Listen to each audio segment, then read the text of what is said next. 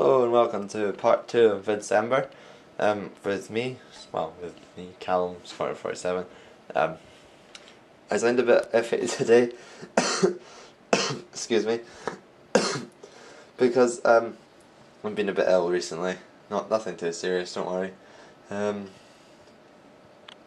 Yeah, so this is a strange video because after I recorded it, I suddenly realised that a bit that I thought I'd uploaded, I hadn't actually uploaded. So this is what it's going to look like at the end of the video.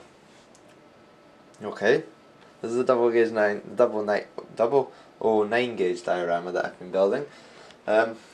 So this is going to kind of cut in between. So first of all, if you haven't watched the other video, please go and watch it. Links in the description. Then we're going to look at... No, I'm going to go back in time to myself. This was filmed about 6 months ago, and I thought I'd uploaded it, but it turns out I hadn't, to show you that. And then we're going to come back to the present day, albeit an hour ago, and then turn it into this. Sorry for the long video, but it's going to be worth it. It's going to be really interesting, and you're going to learn a lot, hopefully. Or you're going to see what techniques of yours I've stolen and claimed as my own. No, only joking. Unless I have stolen your technique, in which case I'm sorry. So let's do the time warp and go back 6 months ago, and then we'll do the time warp and go forward to nowadays. Oh, there's the computer. We're going back in time. Ooh. The things are in Wayne's World, you know, they wibble their hands. Right, anyway, I'm procrastinating. Let's get on with the video. Hello and welcome back to part 2 of this video. As you can see, I've made a little bit of change. We'll start down here. I've started applying some of the Woodland Scenic clump material, and that's on that rock there, that's a bit of the weed scatter.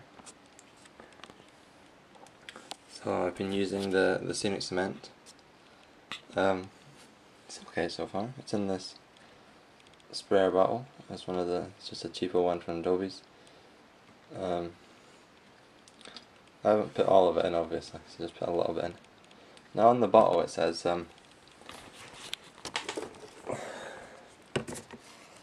we recommend the scenic sprayer, but I looked at it and it was basically just one of these, and it cost about £5. This cost about £3, and I'm sure you can pick them up much cheaper than that. So yeah, don't listen to Woodland Scenics all the time. Anyway, so I've put some clump material under the rocks and over the rocks, so it looks like they're kind of got weeds growing around them, make them look slightly better. This is just some big bush that I've clumped together. I've created a wee earth patch with some pico material that I don't... looks okay at the moment, but we'll see. Maybe create a little wooden path coming down from here. Now over here in the quarry area, you can see it's all white. That is because I put on a layer of polyfiller, because I wasn't happy with it as it was. I felt it was too shiny and too flat to look like an actual little quarry. So I've decided I'm going to build up some rock features using polyfiller. This is just the first layer. You can see it's all jaggedy, so I'm going to kind of build up more of that. And there's going to be a seam in the rock coming up here. This bit's going to be a bit further out yet. Then it will all be painted up. So here I've added another little scenery cameo type thing. It's representing a felled tree that was overgrowing the line and had to be cut down. So this is basically just made out of a cut up little twig that I found outside. I made sure it was quite straight and looked kind of like it, like a real one would. So I've glued this in with PVA glue, surrounded it with pico, I think it's earth matter they call it, then some actual bark, and then some of that Gauge Master weed stuff. Over here's a tip of the tree where the top bit is snapped off, falling on the line. This used to stand at the top of the tree. Top bit fell off over the line, prompted the railwayman to cut it down, and the rest of the logs are stacked here. They're supposed to be taking down the valleys.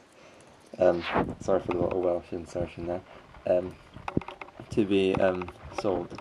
but they were never were, they were just left up here. And as you see, there's some foliage going through. Anyway, I've also added another little layer of polyfiller.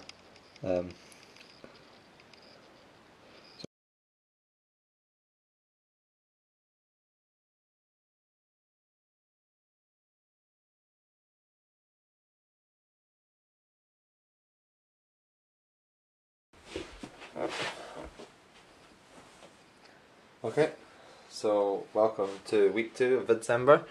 So basically, it's just a section cut out of a hillside with a nice little railway running through it. So basically, in the first half, you saw me building the edge up of a wood where the track is on, and the rest of it is just paper mache. Oh look, the tree's falling out again. So anyway, most of the scenic work has been done in the lower section, i.e. below the track, as in downhill. So there's this log, it's supposed to represent a felled tree, there's a bush here, some rocks. But now in this video I'm going to concentrate on trying to get the upper half up to a similar standard for the Christmas special. But I might tell you more about that later in the video. So I need to do the upper half. Now I have, since the last time I made this video, this piece of grass mat has been shoved between 2 books to try and get it to straighten out. So here's how it looks at the moment. That's what it will be like. It will be trimmed down a bit to size. But that's roughly what it will look like. So these bits that are painted black are rock faces. So we're going to work on them just now. This bit over here, this is going to be a quarry type area, and that's got polyfiller in it at the moment. That's why it looks a bit strange. So let's start off by working on these rock faces. Okay, so nice and simple, we're going to start with this one. Now I've already painted it black, so now we're going to get this brown colour. It's a Games Workshop paint pot, and it's called Scorched Brown. So what we're going to do is we're going to, the technical term is dry brushing, and we're going to get a bit of paint on here, paintbrush, but mostly dab it out on the newspaper, so there's not much paint left. So when we just go over it, you get faint bits of brown. Okay, so we're going to do this on all the rock faces. Go back down and get some more paint. Now this does destroy the brush, so best use an old brush. This is an old brush.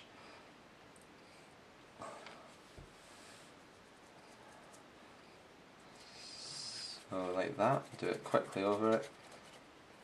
We're being really rough here because there's nothing regimental about the colours on a rock face. So nice to get a nice bit of brown into it.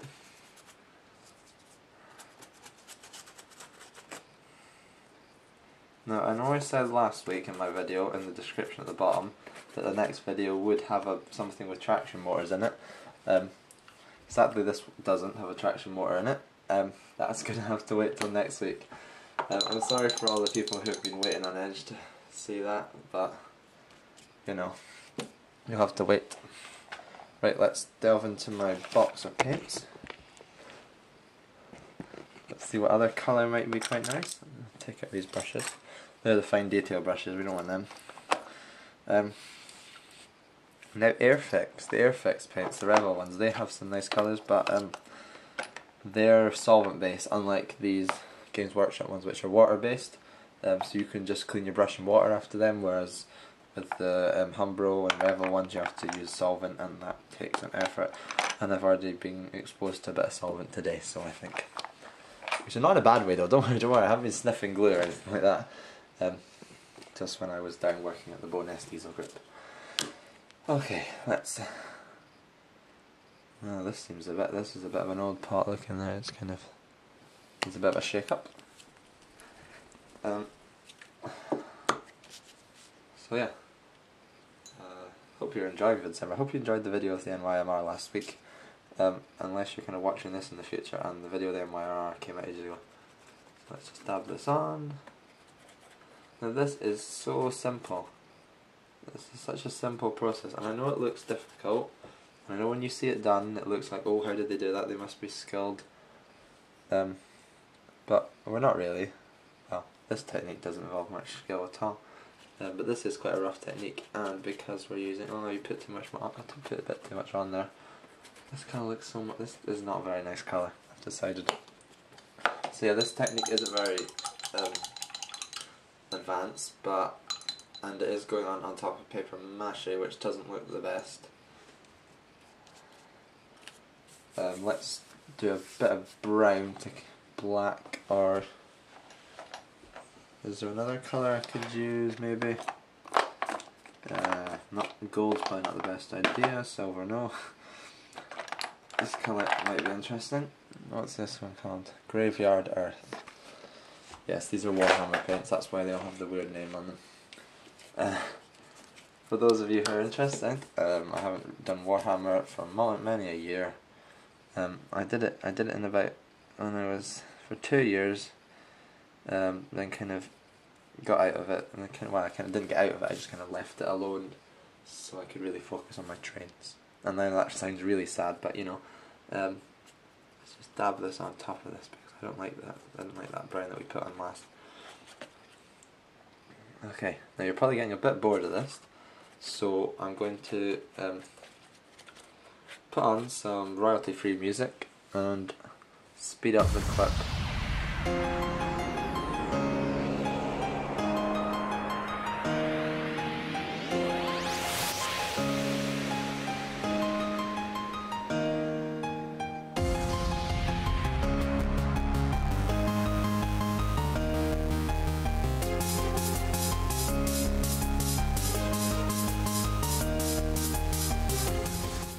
And you're back.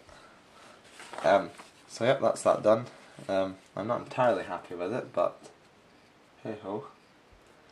Right, so next we're going to fit this grass mat.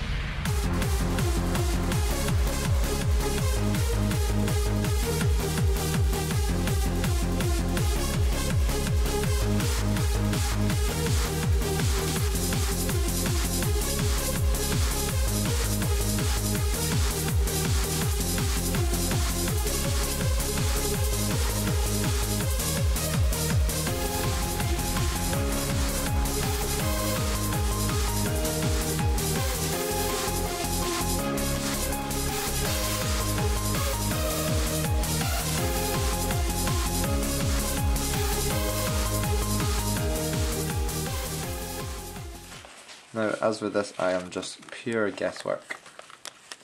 And if it ain't look good, fix it. It's a good model to have. You can take that into life, that. Right, how's that looking? No, I don't like this hole in the corner there. It looks too cut out. I'm going to work on that and then come back to you. Okay, so now the tricky bit of actually gluing that down. And also another, unfortunately, I can't find my copy decks, which is really annoying, because that has a glue spreader thing in it, so I'm afraid I'm going to have to use a brush and this kind of crappy PVA glue here. So we'll just swiggle it along.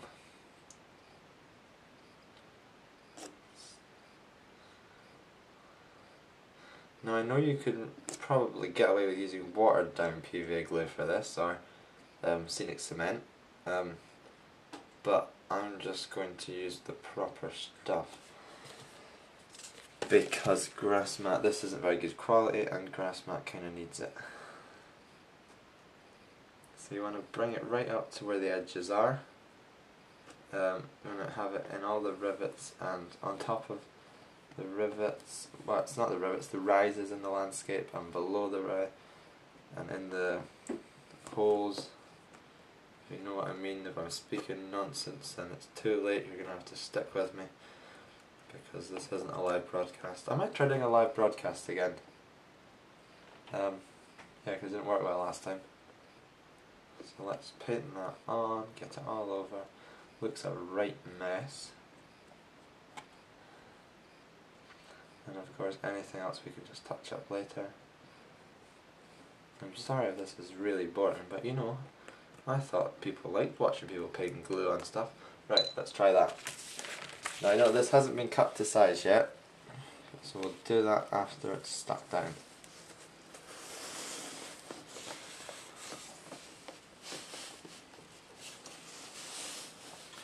So very carefully work your way along, just pushing it down, trying to iron out any of the squeezes, any of the creases. Obviously that's going to be quite impossible, but you know, do your best and whatnot.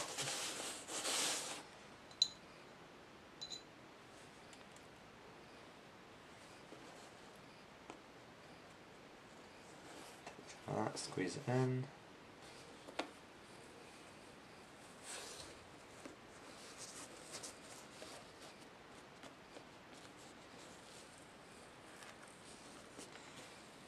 Now I'm slightly concerned that this is the type of glue that will leave a glippy residue when it dries. Is almost the advantage of scenic cement. A lot of you commented in the last video saying you don't like scenic cement, it's just basically watered down PVA glue. That's fair enough. Just get a dollop on this. As you can tell, it's really quite rough what I'm doing here, and a lot of it is basically just the case of trying to get it stuck down as best as possible. And then you're obviously going to get some rivets and dimples. Like this bit is quite bumpy, but I don't think it looks too unnatural. Try and get it crammed into the corner there. Get some glue down here. Okay, so that's that. Oh, this bit isn't stuck down. Now, it is probably advised that you stay with it until the glue has at least decided it's going to start its drying process, so you can keep pushing over it to try and stick bits down, but I'm sure you don't want to watch me doing that, so I'm going to stop the camera now and you can rejoin me later. Okay, so I'd just like to point out something while we're on this, on the subject of glue. This is cheap PVA glue. Copydex is not cheap PVA glue. This grass mat was laid with Copydex. This grass mat was made with the cheap stuff. Now the cheap stuff has a lot more water in it. At least I think it does. Well, I presume it does. And that's why it's so bubbles. That's why it kind of bubbles and goes all smushy, if you know what I mean. Whereas Copydex doesn't. It's more tacky when it comes out. And therefore it's better for sticking grass mat. Just a little point to be aware of. Right, so now we are going to, and the reason I'm not using my Copydex is because I can't find it at the moment, and this video kind of needs to be made. So, right, let's move on to laying the track. I'm going to do a very simple way of laying the track, which kind of works, which hopefully will work. We'll soon find out. All I need to find is some form of glue spreader that isn't hold on, I'll be back in a second. Alright, I'm back. So here's my trusty glue spreader. It's basically a ruler that I've used with polyfiller. So it's kind of ruined already. I'm just going to use that to spread the glue along. So basically let's just get a nice big line of glue all the way along, and this is hopefully what this track will stick to, and because it's not going to have trains running over it, and it's not really going to have much therefore much pressure on it, so glue should be sufficient to hold it down. Glue is sufficient to hold down track anyway, but I wouldn't normally recommend it, purely because it's really quite permanent, and if you want to relay the track you have to lift up all the glue, which is no fun. Well, to be fair, if you're ballasting it you have to lift it up anyway, but I've kind of gone off topic here.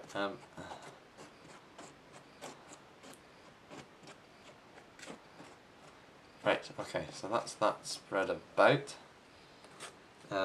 Next thing I want is masking tape. And I'm going to reach in here, and I've got out the special blue masking tape that is going to hold the track at each end in place. So basically what I'm doing is, if you think about building up the layers of scenery, so in this case, in those permanent scenery, the hills were first, then the grass, then the track goes in. Because like bushes and stuff, they all have grown in the time since the track was put in. So that's where this is going, the track is going down next. So I'm going to position it into place at this end. Okay, that looks good. Get a bit of masking tape, stick that down. Right. Now we are going to stick it in at the other end. Because it's not the track isn't straight at this point, it has a curve in it. A very subtle curve, but it's still a curve, and we're slowly, so we're gonna tap that in there, right? And as you can imagine, the track is gonna get pretty gluey. So now, the one advantage of gluing your track down is that you can just put ballast on just now. The disadvantage is if you have to put ballast on just now. That's not ballast. To ballast this, I am using this. It is Pico Buff Stone Fine Grade, and it's quite small. It's pretty small stuff. Not really that good for double gauge ballast. It's the same stuff I used to put the platform on at Peak Creek Station, but now I'm going to just apply it to this. Just using a teaspoon, nothing fancy. You can get the gadgets if you want, but I haven't got one, so you know. And just simply spread it along. That's the one disadvantage of putting your ballast on when the glue is wet, is that it doesn't spread too easily. Now that is just the right size ballast for a double 9 gauge. It actually looks quite good.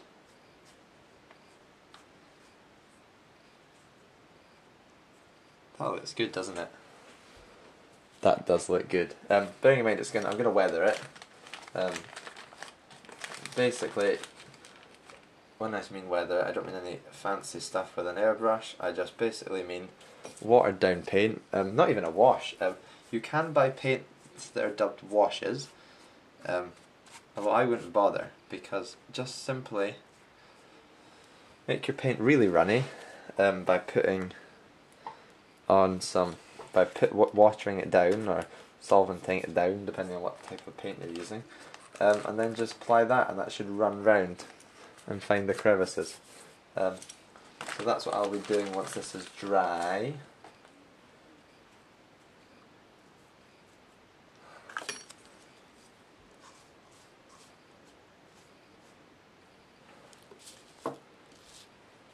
That bit of track isn't holding down. I'm going to need to put something on that weighs, so it's weighed down.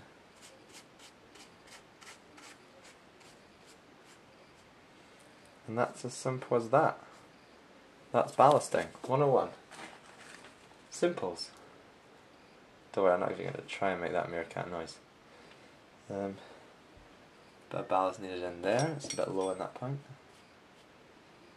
Now, unlike in a real where you don't have to pack it in or anything. So yeah, that's the ballasting done.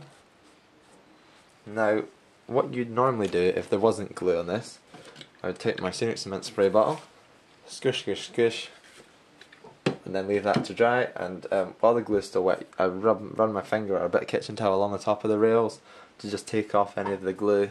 And the rest of the glue on the sides of the rails is pretty easily removed. But seeing as it's already got glue on the bottom of it, I'm just going to leave it. So that's not going to be heavy enough. Well, that's heavy enough.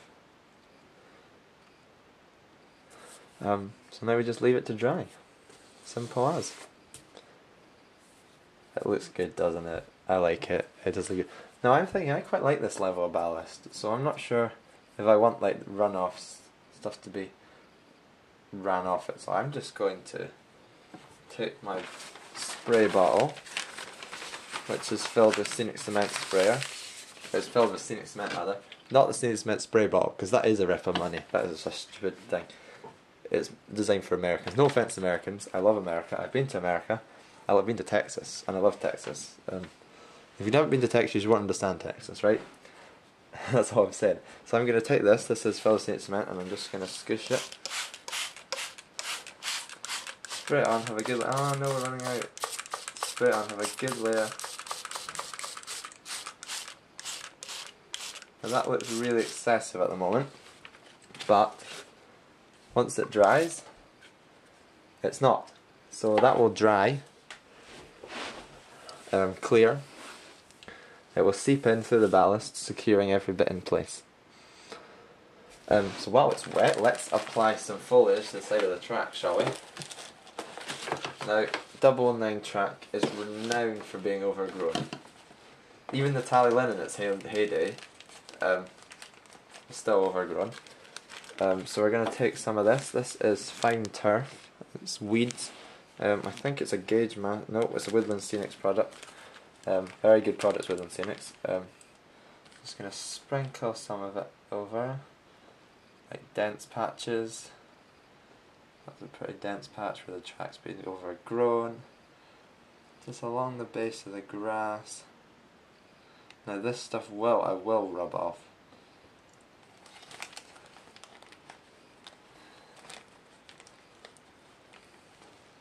I will take the excess off this one.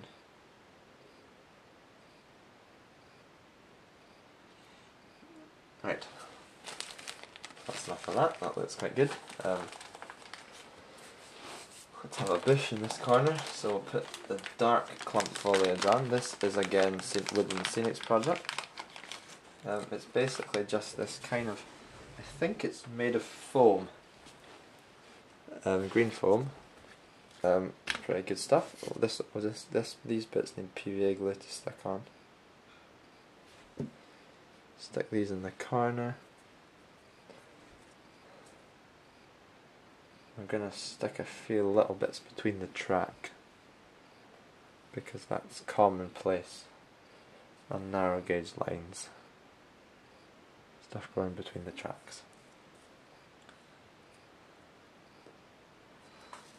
Right, that's enough of that colour. Because if you look at bushes, they're not all one colour, they're different colours. So I'm going to use this as a light green.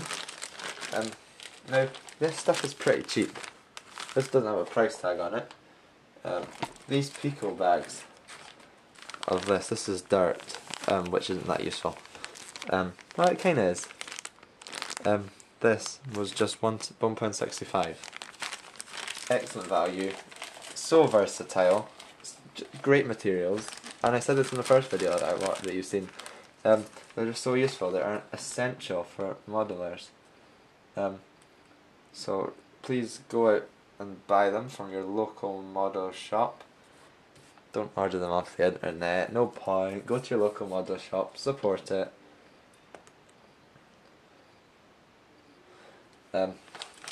So yeah.